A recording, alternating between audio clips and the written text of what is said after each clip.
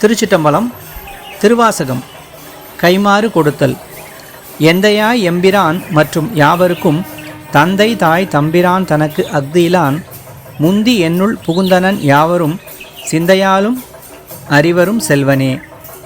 இதன் பொருள், சிவன் தனக்கு தந்தையும் தாயும் தலைவனும் ஆனவன். அவன் உயிர்கள் அனைத்துக்கும் தந்தையும் தாயும் தலைவனும் ஆகின்றான். மற்றும் தனக்கு அம்முறை உரிமை என்றும் இல்லாதவன். சொல்லால் மட்டுமன்றி மனத்தாலும் யாராலும் அறிய முடியாத ஞான நற்செல்வத்தை உடையவன்.